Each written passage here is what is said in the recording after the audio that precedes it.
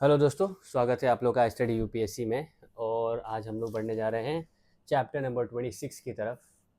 पिछले लेक्चर्स में आपने देखा कि मैंने चैप्टर नंबर 23, 24, 25 कॉम्प्रिहेंसिवली कवर करवाया है। उसमें से 25 में टेक्निकल ग्लिच की वजह से ललित कला अकेडमी ये वाला और एशियाटिक सोसाइटी बच गया था, तो मैं ये चैप्टर के एंड में पढ़ा दूंगा, या फिर आप लोग देखें इसको, पॉज कर लें यहाँ पे और पढ़ लें। ज़्यादा इम्पॉर्टेंट कुछ है नहीं यहाँ पे।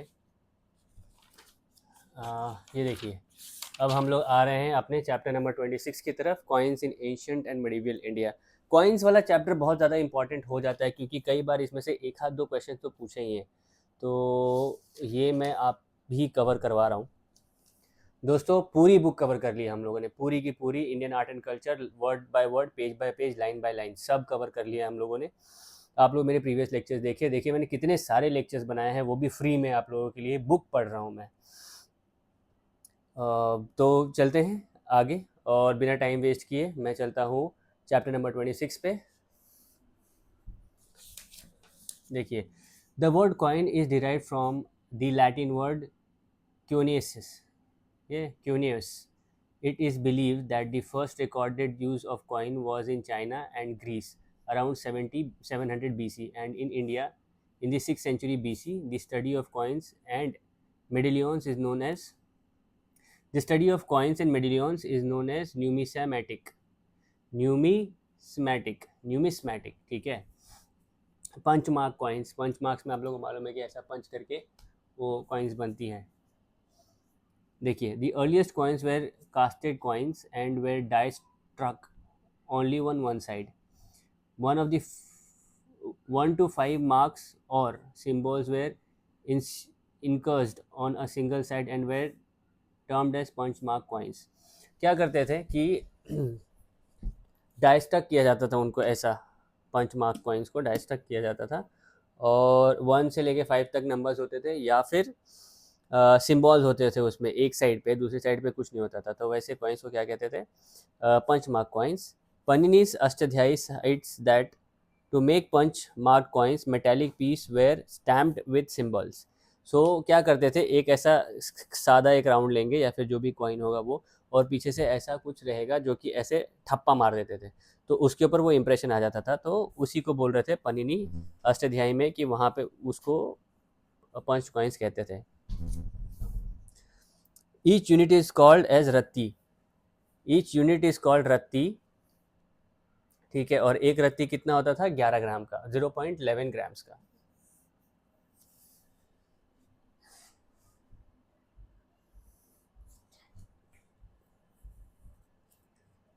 The first trace of these coins were seen between the 6th and 2nd century BC. The following two classifications are available. देखो, BC और AD आप लोगों को समझने में बहुत दिक्कत होती है। तो BC क्या होता है? Before Christ. AC क्या होता है? आफ्टर क्राइस्ट, ठीक है, मतलब जीसस के जन्म के पहले, जीसस के जन्म के बाद। तो 200 BC बोलेगा तो बहुत जल्दी, पर वही अगर 1000 BC बोला तो बहुत लेट, तो वो बहुत बड़ा नंबर हो जाता है। वही AD अगर 1 AD हुआ तो नज़दीक हुआ, और 200 मतलब बहुत जल्दी हुआ, और 200 AD बोलेगा आफ्टर क्राइस्ट तो वो थोड़ा लेट हुआ। तो आप देखोगे हमेशा कि अगर कोई चीज़ बहुत जल्दी हुई है BC में, तो उसकी वैल्यू जैसे 200 BC, 1000 BC, तो 1000 BC बहुत ज़्यादा हुआ ना बिफोर क्राइस्ट, तो वैसा होता था। तो before Christ and after Christ, ठीक है। तो बिफोर क्राइस्ट आपको समझा, BC क्या होता है? मैं रुको, मैं ना अभी आपको एक पेपर पे बता ही देता हूँ। देखो, ये हुआ BC, बिफोर क्राइस्ट।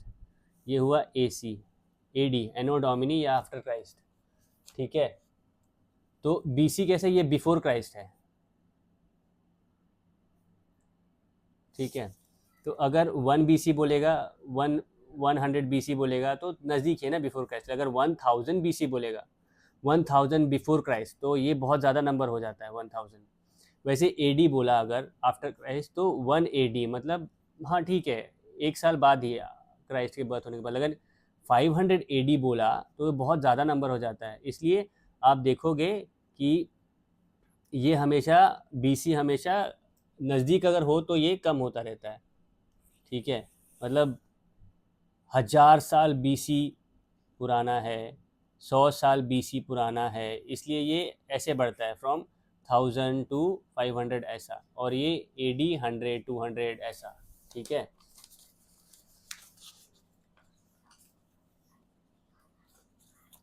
ठीक है, अब देखो हम लोग कहाँ पहुँचे थे, फीचर्स पे है ना। Classification are available. Punchmark coin is issued by various Mahajanapadas. Punchmark coins were issued by various Mahajana Padas. The first Indian Punchmark coin called Puranas, Karshapanas or Pannas were minted in the 6th BC, 6th century BC by the various Janapadas and Mahajanapadas of the Indo-Greek plain.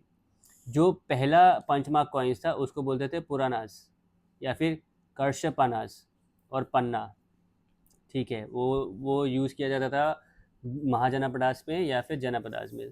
These coins has irregular shapes and standard weight and were made up of silver. ये irregular shape के होते थे और इन ये लोग generally silver के बनाए जाते थे with different markings. For example, coins from Saurashtra had a humped bull.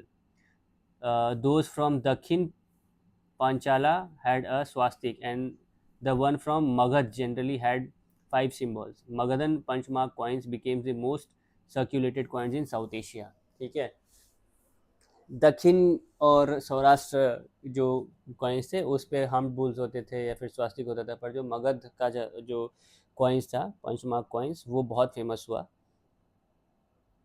5 symbols होते थे उसमें। They were mentioned in Manusmriti and Buddhist Jataka stories and lasted 3 centuries longer in the south than in the north. North में जल्दी खत्म हो गया पर south में ये बहुत टाइम तक चला, ठीक है। Punch mark coins during Mauryan period. Chanakya, the prime minister of the first Mauryan emperor Chandragupta Maurya mentioned the minting of punch mark coins such as रुपया रूपा सिल्वर, स्वर्ण रूपा gold, Tamra Rupa copper, and Sisa Rupa lead in his Arthashastra treatise. Out of the various symbols used, the sun and 6 armed wheels were the most consistent. The coins contained an average of 50 to 54 grams of silver and weighed 32 ratis and were called काश्यपनास। तो जो punch mark coins जो Mauryan period में use किया गया था उसको बहुत सारे इससे जाना जाता था। देखिए, रुपया रूपा सिल्वर, स्वर्ण रूपा गोल्ड, ताम्र रूपा कॉपर, सीसा रूपा लेड, ऐसा अर्थशास्त्र में दिया हुआ है। सिल्वर कॉइन्स जो होते थे वो 50 से 54 ग्रेन्स के होते थे और 32 रतीस का उसका मोल होता था। 32 रतीस मतलब एक रत्ती कितना होता था, 0.11 ग्राम। तो 32 इंटू 0.11 ग्राम, तो उतना उसका वेट था। Indo Greek coins,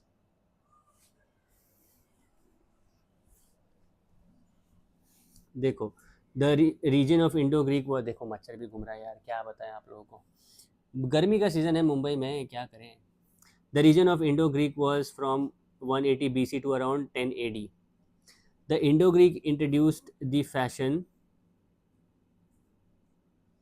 of featuring the bust or head of the rulers on their coin. तो ये लोगों ने क्या किया कि इन लोगों ने बस्ट और हेड, मतलब जो टॉर्सो था वैसा उसका जो ये रूलर का था टॉर्सो या फिर हेड, उसको पंच करने का कॉइन्स पे स्टार्ट किया, ये लोग लेके आए। The legend of these Indian coins were mentioned in 2 languages. The legends on these Indian, तो legends क्या, वो जो लिखाई होती है उसको 2 लैंग्वेज में लिखते थे, in Greek on one of the side and in Kharoshti on the other side of the coin. The Greek gods and goddesses commonly featured on the Indo-Greek coins were Zeus, Hercules, Apollo, Pallas Athens. The earlier coins used image of Greek deities, but later coins had image of Indian deities as well. पहले Greek deities use थे, उसके बाद के जो coins बने उसमें Indian deities भी use करते होते। जनरल जो डीटीज इंडो ग्रीक टाइम के कॉइन्स पे जो होते थे वो थे Zeus, Hercules, Apollo, Athena. These coins are significant because they carry detailed information about the issuing monarch. ये कॉइन्स इसलिए इंपॉर्टेंट थे क्योंकि इस पे जो रूलर था उसका डिटेल इन्फॉर्मेशन लिखा जाता था, लिखा हुआ मिलता था, the year of issue and something and sometimes an image of the resigning king. पहले या तो ईयर लिखा होता था या फिर किंग का जो इमेज रहता था वो डाल देते थे। Coins are mainly made up of silver, copper, nickel and lead. The coins of the Greek king in India were bilingual, that is written in Greek on the front side and in the Pali language in Kharoshthi script on the back। दो type के script में होते थे वो, मतलब दो language बाइलिंगुअल्स होते थे वो इंडो ग्रीक में, क्योंकि ग्रीक है और इंडो है तो बाइलिंगुअल होना स्वाभाविक है ना। ग्रीक एक साइड से लिखा जाता था, एक साइड से पाली लैंग्वेज खरोष्टी स्क्रिप्ट में। Later Indo Greek Kushana king introduces the Greek custom of engraving portrait head on the coins। Kushana coins were adorned with the helmeted bust of the kings on one side and the king's favorite deity on the reverse। तो ये लोग ने क्या किया, बाद में जो Kushana ruler आए उन लोगों ने जो राजा थे उनकी जो हेड और छाती थी वो कवर्ड, जो मेटल से कवर्ड होती है, उसका इम्प्रेशन एक साइड पे और एक उनकी फेवरेट डीटी जो भी होगी उनकी दूसरी साइड पे कॉइन्स पे पंच किया जाता था। The coins issued by Kanishka employed only Greek characters. जो कनिष्का ने कॉइन्स इशू किए थे उस पर सिर्फ ग्रीक कैरेक्टर्स रहते थे। इन जनरल बाइलिंगुअल होते थे उस टाइम पे। The extensive coinage of the Kushana Empire also influenced a large number of tribes, dynasties and kingdoms which began issuing their own coins। उसके बाद जब कुशाना का एम्पायर आया तो बहुत सारे ट्राइब्स, डायनेस्टीज और किंगडम्स भी आए।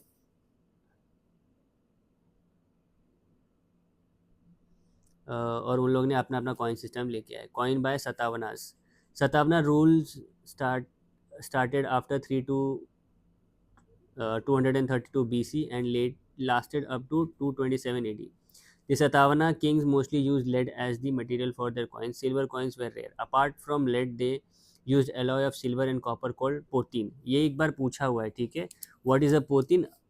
Alloy of silver and copper. किसी तो यूपीएससी में पूछा हुआ है, किसी ईयर में पता नहीं, लेकिन पूछा है।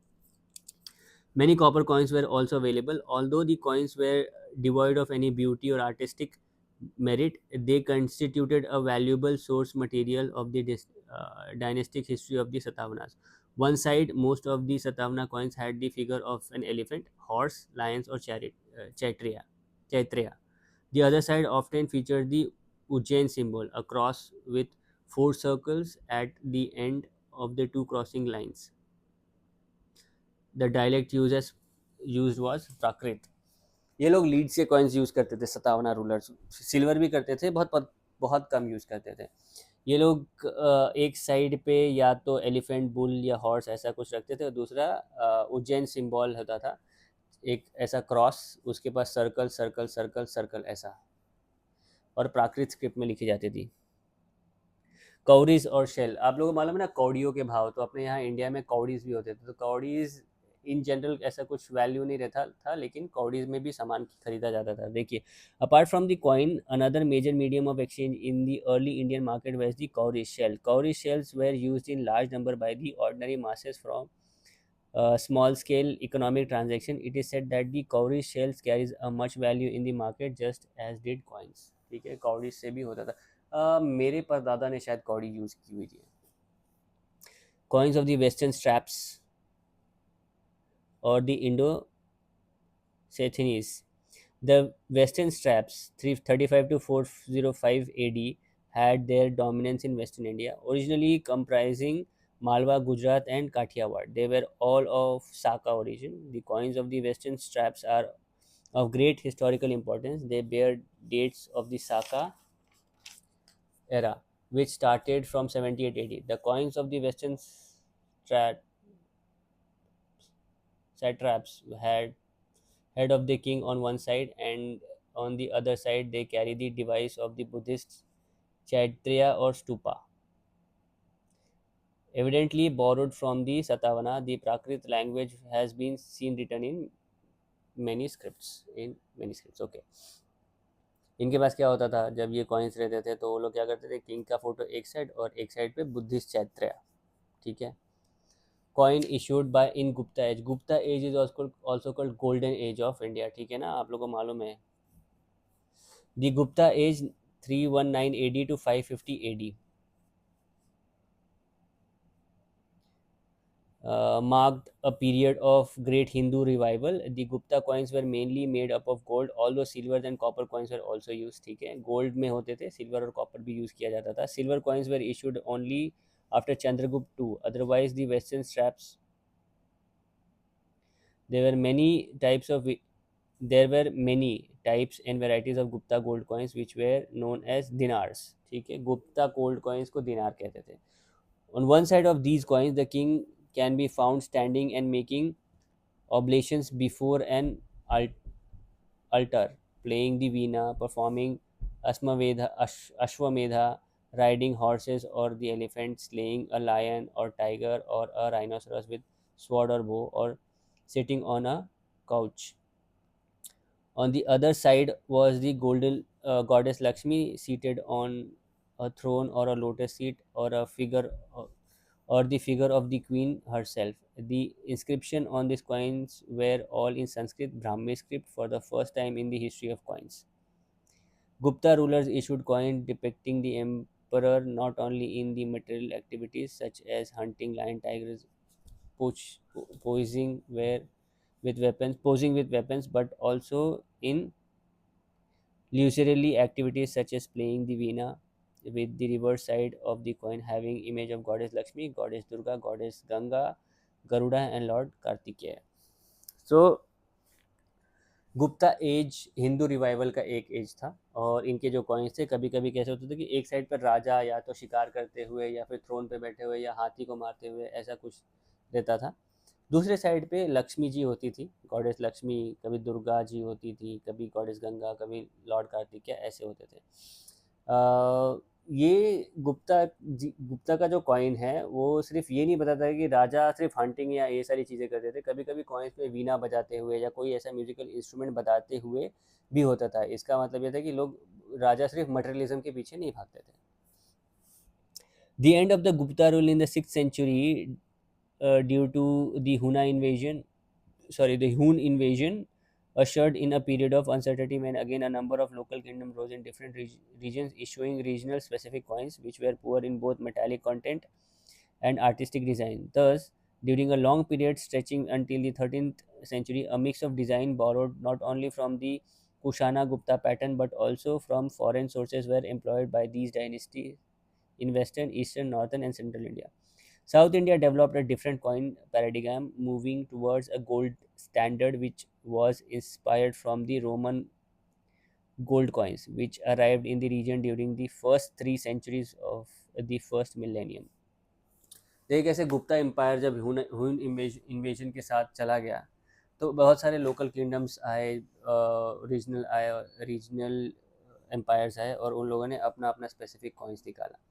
अब ये कॉइन्स अब देखो गुप्ता और कुशाना पीरियड से भी हुए थे. उसके बाद जब दूसरी चीज़ें आई तो ये कुशाना पीरियड्स और गुप्ता पीरियड, इन सब के मिक्स कॉइन्स आने लगे. बट साउथ में एक गोल्ड स्टैंडर्ड कॉइन्स निकल गए, ठीक है, inspired from Roman gold coins, वो चालू हो गए. अब देखते हैं आगे. Coins of the Vardhana. The Vardhanas of the Taneshwar and Kannauj were responsible for driving out the Hun invaders from India in the late 6th century. ये वर्धनाज ही थे जिन लोगों ने हुन इन्वेजन को पूरी तरह इंडिया से निकाल दिया था. The most powerful of their king was Harshvardhan थे सबसे पावरफुल वहाँ पे, whose empire comprises almost the whole of North India. The silver coins of the Vardhana had one side the head of the king, and on the other side the figure of the peacock. The dates on the coins of Harshavardhana indicate the ushering of the new era, which most probably begins in 606 AD, the year of his coronation. Chalukya तो हर्षवर्धना का आप देखो हुना invasion को उन्होंने हराया था, और उनका जो कॉइन्स थे उन पे एक साइड हेड राजा का हेड होता था और दूसरे साइड पे क्या होता था, peacock. Coins of Chalukya kings. The Chalukyan dynasty 6th century AD was founded by Pulkisen I with his capital at Badami in Karnataka. One side of the coin had the image of temple or a lion and legends. The other side was left blank. The coin of the Eastern Chalukyan dynasties had a symbol of boar at the center, with each letter of the king name inscribed by a separate punch. The other side here was also left blank. तो इन लोगों का coin कैसा था चालुक्य का, कि एक side में क्या होगा, टेम्पल होगा या लाइन होगा, और दूसरी साइड ब्लैंक छोड़ दी जाएगी. Coins of the Rajput dynasties. The coin issued by the Rajput dynasties were mostly of gold, copper or billon, an alloy of silver and copper. याद रखना बिलॉन, वो भी एलॉय. उसके बाद आप वो लोग याद रखना potin. Potin, alloy of silver and copper. Billon, alloy of silver copper have but very rarely silver. There were two types of Rajput coinage. One type showed the name of the king in Sanskrit on one side and the goddess on the other side. The coins of Kalachuris, the Chandelas of Bundelkhand, the Tomars of Ajmer and Delhi, and the Rathod of Kannauj were of this type. The kings of Gandhar or Sindh introduced another type of silver coin that had seated bull on one side and the horseman on the other side. ठीक है. दो type से coins Rajput dynasties में famous हुए. एक तो king का नाम और एक साइड पे गॉडेस. ठीक है. दूसरा एक सीटेड बुल और एक साइड पे हॉर्समैन जो हॉर्स घोड़ा चला रहा है वो. Coinage of the Pandya and the Chola dynasty. The coins issued by the Pandya dynasty in the early periods were square shaped with an image of an elephant. Later, the fish became the very important symbol in the coin. Pandyas और Chalukya dynasty में क्या हुआ था कि ये square shape, generally सारे coins round round या फिर इरेगुलर शेप के थे, पर ये पांड्याज और चोलास टाइम पे वो स्क्वायर शेप हो गए. पहले तो प्रोमिनेंटली एलिफेंट का फिगर रहता था, बट लेटर ऑन फिश का भी फिगर वहाँ पे मिलता है आपको कॉइन पे. The gold and silver coins had inscription in Sanskrit and the copper coin had inscription in Tamil. The coins of the Chola king Raja I featured the standing king one side and the seated goddess on the other side, with the inscription generally in Sanskrit. Rajendra I's coin had the legend Sri Rajendra. ठीक है.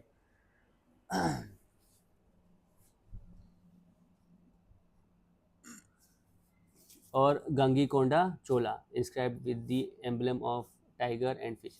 The coin of Palla dynasty carried the figure of lion. Pallava dynasty का कैसा था coin? Lion थे. तो चोला का और पांड्यास का कॉइन होता था ऐसा. एक साइड पे राजा होते थे और उन्हीं के बाजू में गॉडेस होती थी बैठी हुई. टर्किश एंड दिल्ली सल्तनत कॉइन्स. ये चलते, इसके बाद ये चैप्टर खत्म हो जाएगा. ठीक है. Turkish and Delhi Sultanate coin. The coins had inscription in the form of the king's name, the title, and date.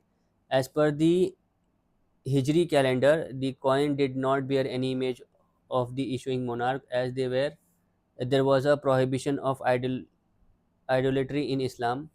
For the first time, the name of the mint was also inscribed in the coin.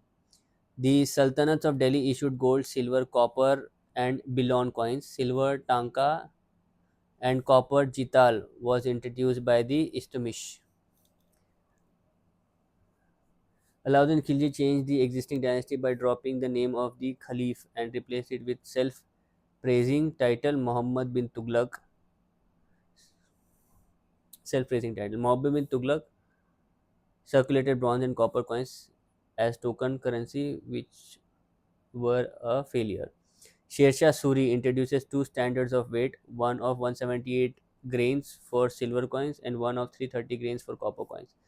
These were later known as rupee and the dam respectively.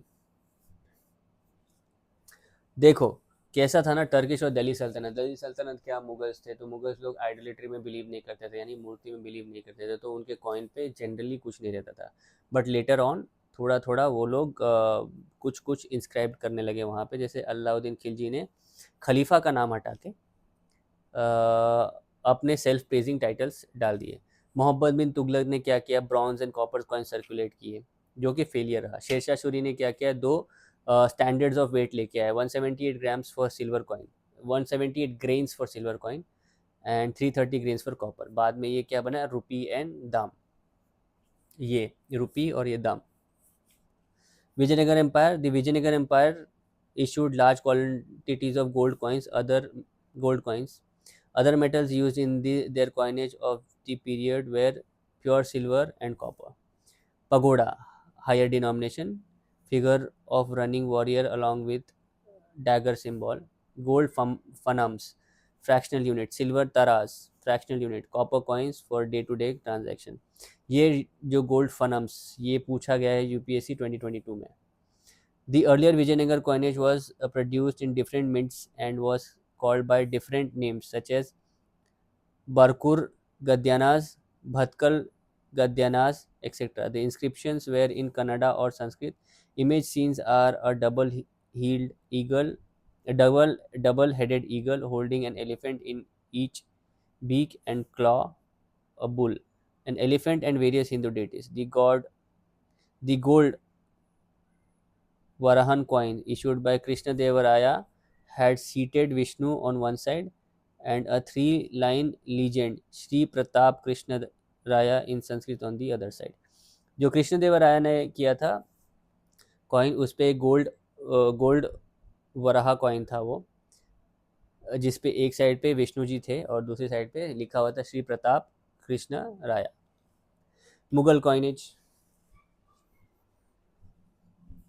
देखो the standard gold coin in the Mughal was a मोहर.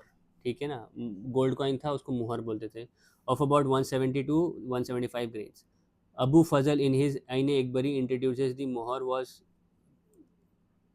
indicate sorry Abdul Fazal in Ain Ikbari indicated that a muhar was equivalent to 9 rupees of the period. Half and quarter muhar are also known. The silver rupee, which was an adoption from Sher Shah currency, was the most famous of all Mughal coins. The Mughal copper coin was adopted from Sher Shah Dam and weighted 320 to 330 grains. यहाँ पे हम लोग ने पढ़ा ना रुपी और धम. तो सिल्वर कॉइन जो था रुपी का वो यहीं से लिया शेरशाह सूरी से और धम जो था वो यहीं से लिया Sher Shah Suri. Akbar issued both round and square coins in. Akbar round और स्क्वायर कॉइन्स दोनों इंट्रोड्यूस करवाया था सर्कुलेट करवाया था.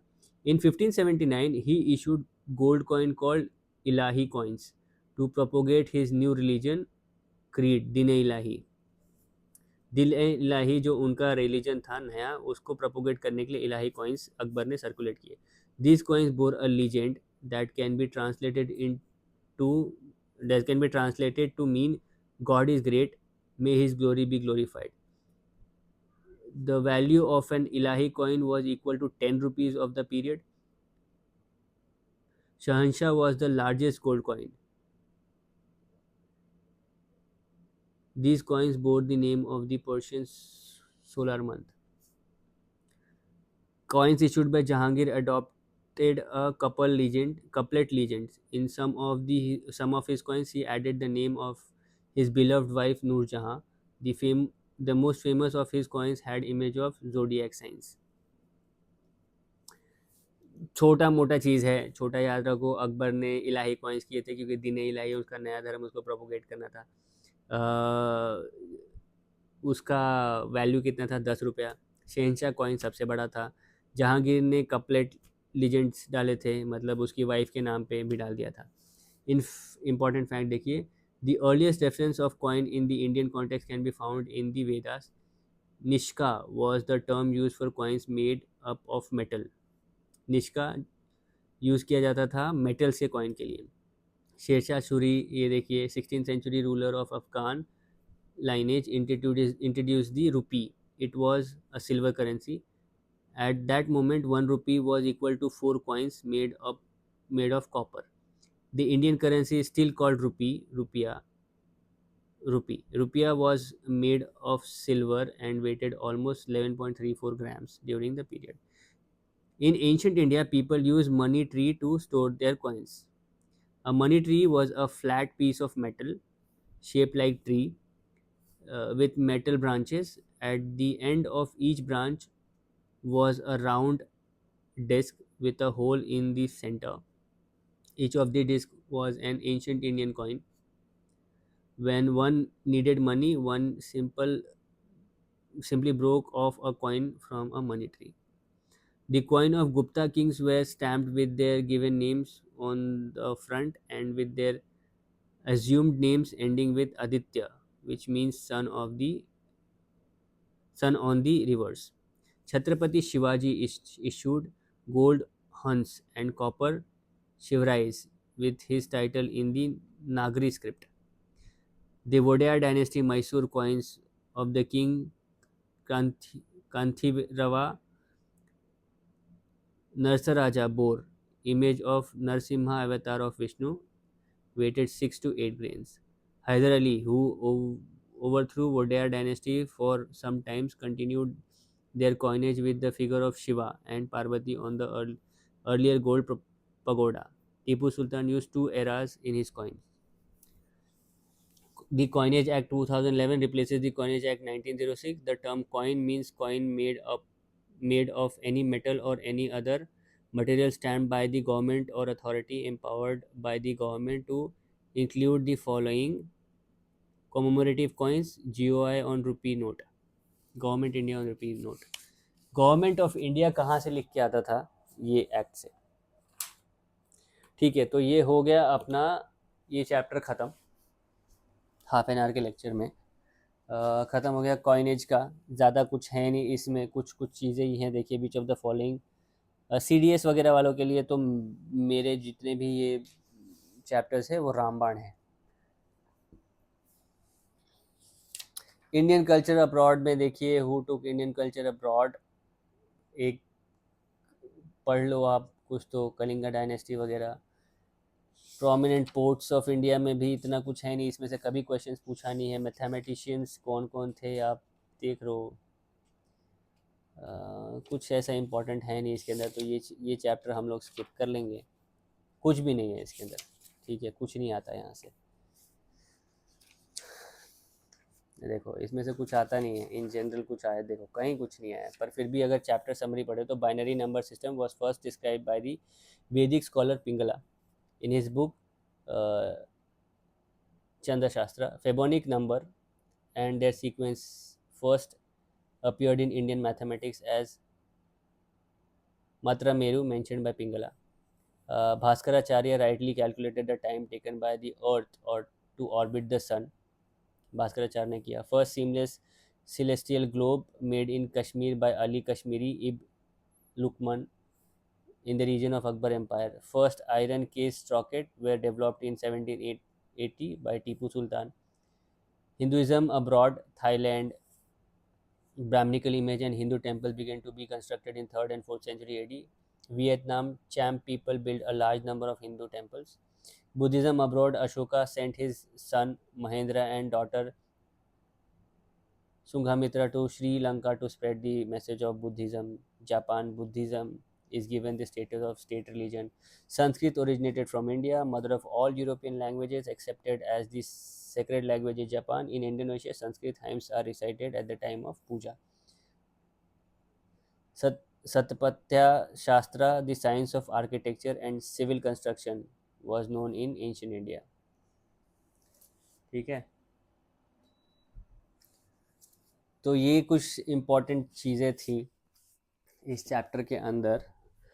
देखिए, मैं ना चलता हूँ, इसको एक बार अच्छे से देख लूँ कि आपके लिए सच में कुछ इम्पोर्टेंट है क्या.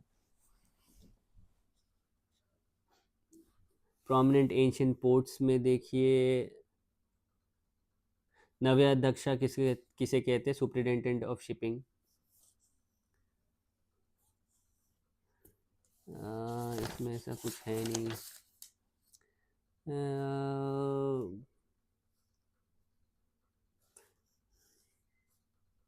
Binary number system, Pingala. Fibonacci series Matra Meru Pingala में ही हुआ था. Baudhayana explain the concept of Pythagoras theorem. Indian science and technology, Bhaskaracharya थे, उन्होंने बताया time taken by the earth to orbit the sun. Kanada थे, devise the atomic theory centuries before the Dalton was born. Extraction of zinc from zinc ore was known to Indian thousand of years before the British invention. First seamless celestial globe पता है आपको, अली कश्मीरी इल्लुमिन. Ancient Indian develop wood steel which used to make the famous Damascus sword of yore that could cleave free falling silk scarf. ठीक है. उसके बाद ancient Indians had given the world the idea of smallest and largest measuring units of time. ठीक है. Indians were the first to use and invent buttons. ये shampoo भी India में ही हुआ था डेवलप. सुश्रुत आपको मालूम है, father of surgery. Cataract surgery, laparoscopy. Ayurvedic आप लोगों को मालूम है, चरक.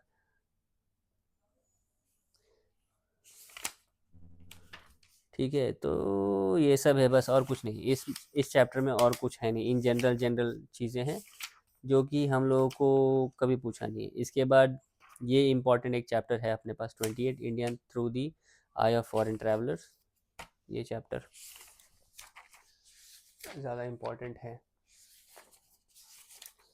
ये एक कर लेंगे तो हमारा हो जाएगा ख़त्म पूरा. उसके बाद मैं आप लोग को ले चलूँगा भक्ति एंड सूफी मोमेंट्स पे.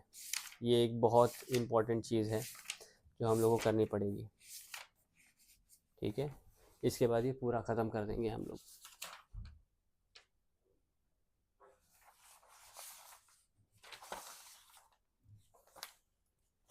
आज का लेक्चर यहीं ख़त्म करते हैं. मिलता हूँ मैं आप लोग को अगले लेक्चर में. पर फिर आप लोग पढ़ना ना भूलें, चैनल को सब्सक्राइब कर लें. देखिए पूरा आर्ट एंड कल्चर हम लोग ने ख़त्म कर दिया है. तो हो गया अपना काम ऑलमोस्ट.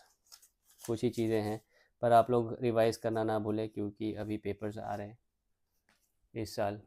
पढ़ते रहें. ठीक है, मिलता हूँ मैं आप लोगों से अगले लेक्चर में. फिर हम लोग शुरू करेंगे India through the I of foreign travellers.